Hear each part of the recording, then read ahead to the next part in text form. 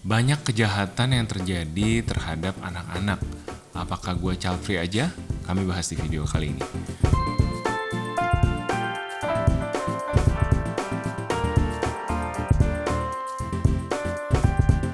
Hai guys, welcome back to our channel. Kembali lagi dengan gue Samuel dan ini istri gue Claudia. Kami pasangan suami istri kantoran dalam perjalanan memaknai financial independence. Di channel ini kalian akan menemukan video-video seputar karir, keuangan, adulting, dan topik-topik menarik lainnya. Jadi kalau kalian suka dengan apa yang kalian tonton di sini, jangan lupa untuk subscribe dan share video ini untuk support terus channel kami. Belakangan banyak berita mengenaskan seputar anak-anak. Beberapa hari yang lalu ada berita tentang seorang suster yang kejam memukuli seorang anak kecil sampai matanya lebam. Dipukulinnya berapa lama? Menurut CCTV itu cukup lama, 1 jam lebih. Dan kemudian anaknya dikunciin di kamar. Tapi tentu saja karena bekas-bekas luka akhirnya ketahuan dan akhirnya susternya dibawa ke polisi dan sedang diproses. Dan belum lewat beberapa hari dari kasus itu ada lagi kasus seorang anak umur 5 tahun, anak perempuan yang dilecehkan oleh bapak kandungnya sendiri. di hari ulang tahun. Di hari ulang tahunnya. Saya sampai nggak mau nonton video-videonya karena Trigger air mata udah ngambeng gitu. Maksudnya udah terasa mau nangis gitu, kok tega itu seorang bapak. Jadi baca berita-berita ini, kami sebagai orang tua sudah pasti patah hati ya dengarnya. Dan kebetulan usia anak-anaknya ini mirip dengan usia Hana sekarang. Jadi gimana ya gitu kalau ngeliat anak sekecil ini dipukulin, dilecehin sampai kayak gitu, apalagi yang dilecehin sama papanya sendiri. Wah, kayaknya gimana ya, sangat-sangat heartbreaking dan jadinya jadi mikir gedein anak tuh susah ya gitu. Kadang-kadang kita kan nggak mungkin anak sama kita terus gitu. Kadang-kadang ya kita ada acara mungkin terpaksa harus nitipin, tapi ya mungkin nggak semua orang punya mertua atau orang tua yang bisa dititipin. Mungkin ada yang harus bekerja kedua orang tua, jadi harus ada nanny atau harus pakai daycare. Dan ini kami ngerasain gitu ya. Dan gak cuma soal kerja ya, maksudnya kan Pak Mama harus kerja, harus cari makan buat anak, makanya kamu harus di rumah. Tapi kadang-kadang juga kita sebagai orang tua kan perlu time out ya, dari anak gitu. Kita perlu, kami berdua gitu sih ya, yang kami rasakan kayaknya perlu waktu untuk berduaan aja, untuk jalan, pergi berdua makan atau hang out sama-sama gitu. Iya. Itu yang apa ya, di saat-saat seperti itu kadang support sistemnya nggak ada atau terbatas. Nah jadi kami ngerti banget nih untuk kedua kasus yang terjadi ini gitu, kenapa sampai kan ada yang ngejudge gitu ya, kenapa sampai harus ditinggal segala macam, kenapa harus ini, kenapa harus itu gitu. Memang jempol netizen gampang sekali untuk ngejudge, tapi kan kita nggak tahu ya support system yang dimiliki oleh misalkan selebgram yang pertama gitu ya, yang kejadian anaknya dipukulin sama susternya itu. Iya.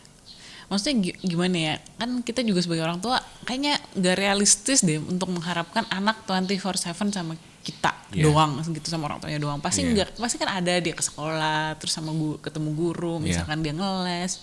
Dan ya kalau mau ngomongin potensi apa ya, dipukul atau dilecehkan sama ya amit-amit banget sih ya, tapi maksudnya sama nggak sama kita itu ada gitu. Dan bahkan yang di kasus kedua itu sama papanya sendiri, papa kandung.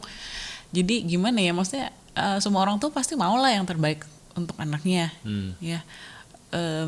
Tapi ya dia juga suster, kayaknya dia juga udah cari suster tuh bahkan dari yang yayasan yang terkenal ya, yang katanya nggak murah biaya administrasinya. Jadi sudah dilakukan bagiannya, tapi tetap aja kecolongan. Jadi ya mungkin jangan cepet menghakimi si orang tua anak ini ya, orang tua anak yang dari korban kekerasan dari susternya. Dan juga yang kedua juga sama sih, ini kan juga ceritanya papanya sudah pisah ya. Anaknya memang tinggal sama mamanya, cuman hari itu si anak ulang tahun papanya memang mau ajak ketemu. Ya kita sebagai mama, mungkin saya menempatkan diri ya sebagai mama, ya kalau misalkan sampai harus pisah dengan suami gitu, dengan papanya si anak, kan juga mungkin kita mikirnya apa iya gitu harus tali silaturahmi ayah dan anak ini kita putusin juga karena kitanya juga kan. Iya, karena kitanya sudah cerai. Dan mungkin ini juga jadi benar karena mungkin selama ini juga ayahnya tidak menunjukkan perilaku yang ada kekerasan lah gitu ke anaknya mungkin ya gitu. Jadi mamanya juga oh ya udah ketemu setahun sekali juga nggak apa-apa kali ya, sekali-sekali sama papanya. Ya mana kepikiran ya orang-orang orang waras mana yang gitu yang kepikiran. Mamanya juga pasti nyeselnya setengah mati kalau udah tahu kayak begini. Jadi ya emang susah sih ya jadi orang tua. Maksudnya kita sayang banget sama anak, maunya jangan sampai kena apa-apa, maunya yang baik-baik aja yang kejadian, tapi ya bisa saja terjadi gitu. Dan ini sebenarnya jujur salah satu hal nih yang bikin saya sempet lama banget mikirnya ini mau punya anak ya. Karena takut tidak bisa melindungi anak dari kesakitan, dari kesedihan gitu ya. Maksudnya ya kan ya itu orang tua kan nggak tega ya kalau ngelihat anaknya sakit, sedih orang tua gitu. Mana yang tega kan? Iya, tapi ada satu orang yang bilang kayak gini dan saya masih inget sih, ada satu orang yang bilang ini dan saya masih inget sampai sekarang. Katanya ya sebagai orang tua kita pasti sayang anak, sayang banget, tapi jauh daripada rasa sayang orang tua ke anak adalah rasa sayang Tuhan ke anak ini. Jadi memang orang tua mungkin terbatas gitu ya, kita nggak bisa selalu ngeliatin 24/7. Ya kadang-kadang kita satu rumah aja, kita lagi liatin aja, kita lagi misalkan lagi isi air bentar gitu kan, atau mau masak bentar atau gimana gitu ya, pasti kan nggak mungkin gitu loh kita liatin terus, itu nggak mungkin gitu. Kadang-kadang lagi sama-sama anak aja kita harus misalkan ada bel mau bukain sebentar, meleng dikit ya apa ada insiden, ada accident apa ya. Ini kayak kemarin deh terakhir Hana yang pas kita ke Jepang lagi ke toilet kan di Shinkansen, Hana udah selesai lagi dipakein lagi celananya, terus lagi diberes-beresin, di flash segala macam. Si Hananya udah di pintu, udah dibilang, Hana tunggu sebentar ya, mama mau cuci tangan dulu. Lagi nengok sedikit mau cuci tangan, lah Hana udah keteriak. Ternyata dia buka pintu geser, terus tapi tangannya ikut ngegeser, ikut masuk kejepit. Gitu. Jadi kejepit tangannya. Ya, jadi itu juga nyeselnya setengah mati gitu, tapi maksudnya ngerti kan sesusah itu punya anak, untuk jagain anak gitu ya, sesusah itu. Jadi dan jadi dengan mendengar 2 insiden ini sebenarnya jadi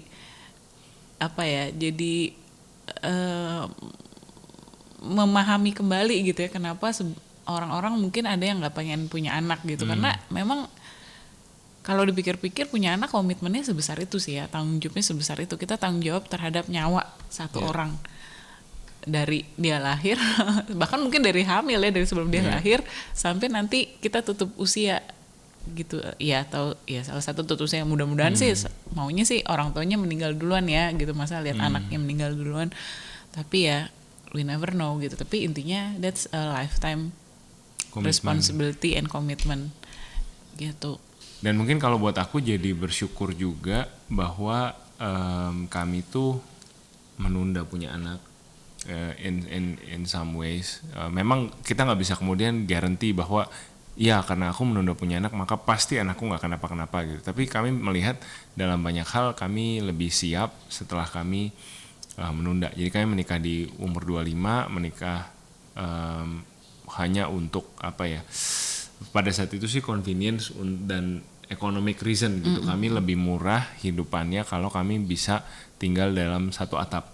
Dan kalau tadinya kan harus jemput-jemputan, kalau pacaran weekend harus habis bensin untuk jemput. Soalnya rumahnya ujung-ujung Jakarta ujung-ujung. Tapi setelah menikah kan tinggal di satu atap, jadi mau kemana-mana mau ngapain ya udah titik berangkatnya itu udah sama gitu. Terus juga ya memang rasanya juga satu sama lain sudah yakin gitu ya, maksudnya itu tentunya maksudnya terutama itu ya. Iya, maksudnya udah yakin nih kita mau nikah, tapi memang masih banyak kekurangan ya, maksudnya kekurangannya financially masih lacking, belum punya rumah, belum punya mobil dan lain-lain, tapi sama orangnya aside dari financialnya itu sama orangnya udah yakin gitu. Jadi kami memutuskan oh ya udah kalau memang yang belum siap financialnya kita bisa nabung sama-sama nih gitu ya udah, yang tapi kalau memang udah yakin sama orangnya ya udah seal the deal aja, the deal. Jadi pada saat itu memang soal anak kami tuh memang merasa kayaknya kami perlu ekosistem yang lebih kuat dan ekosistem yang kami lihat pada saat itu adalah kami harus punya financial stability yang lebih kuat. Memang apakah tidak dijudge gitu kan, pasti orang ada yang bilang kamu andalkan Tuhan dong, Tuhan pasti buka jalan ya. Betul, andalkan Tuhan dengan kita berhikmat gitu ya, bukan dengan kita nekat ya andalkan Tuhan itu, atau ada yang bilang insya Allah mudah-mudahan ada jalannya, atau ada orang bilang anak pasti ada rezekinya sendiri gitu. Betul, tapi itu kalimat yang tidak lengkap ya, rezeki yang harus dicari gitu kan, jadi kerjaan buat orang tua. Jadi pada saat itu memang pada saat kami nunda memang banyak yang kontra juga, mungkin yang kupingnya lebih panas Klau, karena dia lebih banyak humasnya keluarga kita tuh Klau itu ya. Kalau ada tante-tante yang ngajak ngobrol itu biasanya ngadepin Klau dulu. Kalau aku biasa lebih di belakang. Tapi memang itu susah pada saat itu, pada saat kami nunda tuh susah karena banyak orang sok tahu yang merasa harusnya begini, harusnya begitu gitu. Tapi pada akhirnya keputusan kami untuk nunda dan punya anak di umur 30 itu keputusan yang buat kami syukuri, merasa tepat ya. Tepat karena ya itu apa ya, setidaknya dari sisi finansial kami tuh sudah lebih lega gitu, lebih ruang, bukan jadi kaya raya ya, cuman maksudnya ada ruang bernafas. Kami sudah sempat menyelesaikan rasa penasaran kami dengan karir. Kami sudah sempat jalan-jalan ke luar negeri berdua, beberapa negara waktu itu. Kami sudah sempat rasain jadi manajer di kantor tuh kayak gimana sih, itu punya anak buah kayak gimana, lembur-lembur di weekend, kejar karir tuh kayak gimana rasanya. Jadi setelah itu semua selesai, kami nggak penasaran lagi gitu, sehingga kami bisa benar-benar hadir untuk si anak ini ketika si anak ini lahir. Ya buat aku pribadi, punya anak itu sesuatu yang ya kita harus serius gitu, kita harus benar-benar tadi yang Klo bilang, bertanggung jawab atas hidup orang lain, satu makhluk yang tidak berdaya. Dan buat kami ya keputusan yang tepat adalah ya menyelesaikan dulu semuanya di usia 20-an, baru kemudian ketika kami siap selesai dengan diri sendiri, kami punya anak gitu.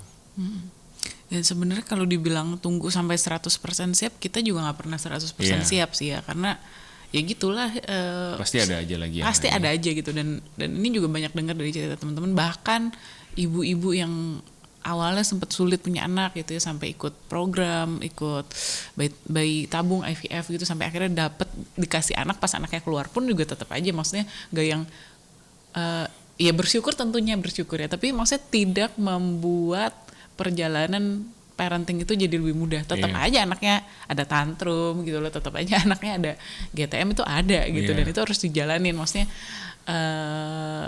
jadi gimana ya, maksudnya kalau misalkan kitanya masih pusing banget gitu, masih apa ya, hal-hal yang sebenarnya kita bisa siapin, contohnya misalkan seperti tabungannya kita udah, misalkan kita nggak ada tabungan, pas-pasan, terus anak tantrum kan makin-makin ya pusingnya kayak double gitu. Tapi kalau misalkan kita, oh ya seenggaknya yang kita bisa siapin, oh kita udah ada dana pendidikan, oh seenggaknya kita makan besok kita nggak pusing, untuk uang sekolah ada.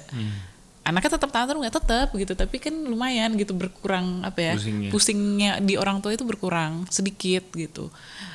Dan ya itulah, dan percayalah punya anak itu setiap hari nano gitu. Ada satu hari kayak kesel banget nih anak, kenapa ya, kayaknya kok hari ini ekstra banget ngetes kesabarannya gitu. Terus nanti kita udah dor gitu kan, nggak tahan lagi, meledak gitu kan. Terus nanti anaknya bilang, I'm so sorry ma, you are very kind to me gitu kan. Kita langsung gimana ya, langsung kayak ngerasa bersalah banget, aduh harusnya tadi gue tahan emosi, lebih sabar, lebih tahan gitu. Kenapa ya? Kayak jadi ngerasa bersalah gitu. Ini ya gitu deh, gitulah jadi orang tua ya. Jadi kalau ada teman-teman yang berpikir bahwa punya anak itu sebagai satu kewajiban memasuki usia 20-an gitu ya, harus gitu ya. Kayak mau bilang enggak gitu. Enggak harus kok punya anak. Sesuatu yang kalian sesuatu yang kalian terima dari saudara, dari mungkin masyarakat gitu, social pressure, daripada kalian punya anak tapi nggak siap, tapi nggak ngerti apa yang kalian akan pekerjaan tambahan apa yang kalian harus tempuh gitu ya, harus lalui. Mendingan cari tahu dulu, mendingan ngerti dulu gitu ya. Kalau memang kalian udah paham, apa-apa saja yang jadi tanggung jawab saya, lalu kalian udah siap dengan tanggung jawabnya, ya udah punya anak. Tapi kalau memang merasa belum siap, merasa masih pengen main-main, that's not selfish at all. Ada yang bilang orang punya child free, ada yang bilang orang child free itu selfish gitu, bahkan dosa gitu. Ada yang bilang dosa kalau seperti hidup pacaran saja, seperti kumpul kebo katanya gitu. Menurut saya sama sekali enggak ya. Menurut saya itu sesuatu yang bebas gitu, kembali ke pilihan masing-masing, kembali ke teman-teman mau menjalani hidup seperti apa. Kalau ada yang bilang orang-orang yang ngejudge itu tidak tahu kalian jalani hari demi hari dengan pasangan seperti apa. Jadi jangan takut untuk berproses dan ngambil keputusan hidup yang kalian rasa kalian perlu ambil gitu. Itu kali.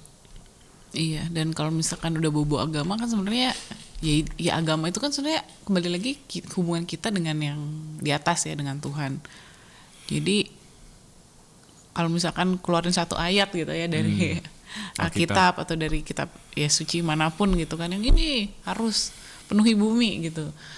Ya tapi kan Alkitab itu isinya nggak satu ayat itu doang gitu. Yang lain gimana? Kita udah hidup udah hidup dalam kebenaran belum? 100%. Maksudnya udah mentaati semua yang dibilang di kitab suci itu belum gitu. Menurut saya sih balik lagi kita semua yang paling tahu diri sendiri kan kita sendiri dan tentunya Tuhan ya. Jadi ya nggak ada orang yang bisa menghakimi kamu lebih berdosa atau kamu lebih benar perkara soal punya anak atau tidak punya anak, atau punya anak sedikit atau anak banyak. Jadi menurut saya sih kembali lagi ya ini tanggung jawab kita sama diri sendiri dan sama Tuhan sih ya. Menurut saya akan lebih sangat salah kalau kita belum siap. Udah tahu-tahu, udah jelas-jelas kita tahu kita nggak siap gitu ya. Maksudnya untuk makan mungkin sehari-hari aja udah susah gitu ya, susah banget gitu ya, hidupnya lagi masih struggling banget. Tapi kita dengan sengaja atau mungkin dengan tidak berpikir panjang memutuskan oh ya kita mau lahirin satu anak lagi ke dunia, terus kita mau paksa anak itu hidup susah bareng-bareng sama kita. Ya menurut saya sih ini keputusan yang sangat tidak bertanggung jawab ya. Lain ceritanya misalkan ya udah orang tuanya sudah komit, oke, saya mau punya anak, saya sudah tahu saya akan bertanggung jawab dan memang saya belum kaya raya banget gitu atau belum secara finansial belum siap banget, tapi saya sudah tahu dan saya mau menjalani gitu dengan bertanggung jawab sampai akhir. Ya karena kan ada juga ya gitu ya orang tua yang kita kenal secara ekonomi mungkin masih struggling tapi dia present. Hatinya udah di situ. Iya, hatinya udah di situ, udah siap punya anak gitu ya. Dan mereka ya nggak apa-apa gitu loh mau kerja double job dan segala macam, tapi saya udah siap, saya mau punya anak. Itu ya itu beda lagi ceritanya. Ini kita konteksnya yang emang udah jelas-jelas nih di kepalanya dia, gue sebenarnya kagak mau punya anak, gue sebenarnya mau happy aja gitu. Nggak ada bayangan punya anak kayak apa. Iya, gitu ya. Pokoknya gue nggak mau capek-capek ngurusin anak gitu. Yang udah otaknya udah kayak gitu ya maksudnya ngapain juga gitu kan. Anak kan bukan cuma sekedar lucu-lucu gitu. Anak tuh bukan cuma sekedar ada status sosial, anaknya 1 atau 2 gitu. Tapi ya itu tanggung jawab loh, itu tanggung jawab. First and for all, itu tanggung jawab kita sama yang di atas ya. Gitu. Oke, jadi intinya punya anak itu bukan hal yang mudah. Ya, it's a lifetime commitment and responsibility. Tapi apakah itu juga maksudnya kita juga nggak menakut-nakutin ya gitu, karena ya lagi-lagi tidak semuanya berat gitu. Punya anak tidak semuanya berat, karena ada juga lucunya, ada juga joy-nya punya anak, ada. Dan banyak orang juga mungkin Tuhan sudah taruh di hatinya kerinduan untuk punya anak banyak. Itu ada kok orang kayak gitu. Dan itu tidak salah gitu ya. Orang yang mau punya anak banyak, karena kan ya beda-beda lah ya Tuhan kasih kapasitas dalam hati tiap manusia untuk mengasihi, untuk membesarkan anak itu beda-beda. Ada yang mungkin cuma sanggupnya 1 atau yang tidak sanggup sama sekali, ada yang sanggupnya 10, ya nggak apa-apa gitu kan. Memang orang Tuhan ciptakan beda-beda gitu. Menurut saya sih yang salah adalah ketika kita membuat keputusan tapi nggak mikir dulu dan tidak bertanggung jawab terus nyusahin orang lain gitu. Sebenarnya itu aja sih masalahnya. Iya.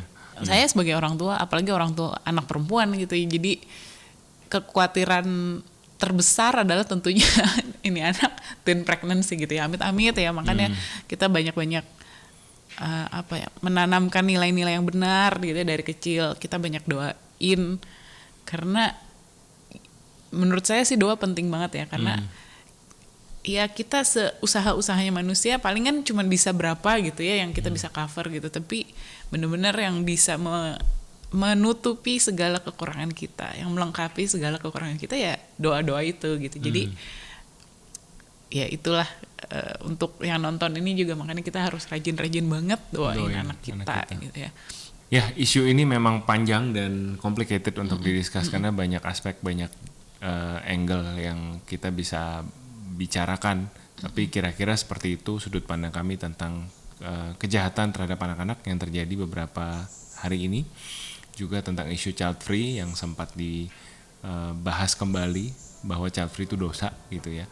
Tidak, menurut kami itu bukan dosa, karena siapakah manusia untuk mendosa-dosakan orang lain gitu ya. Kira-kira seperti itu pandangan kami. Bagaimana menurut teman-teman? Kalau ada pandangan lain, feel free untuk discuss di kolom komentar. Kalau ada yang punya cerita juga feel free untuk share di kolom komentar di bawah. Thank you so much for watching. Take care and see you guys next week. Bye-bye.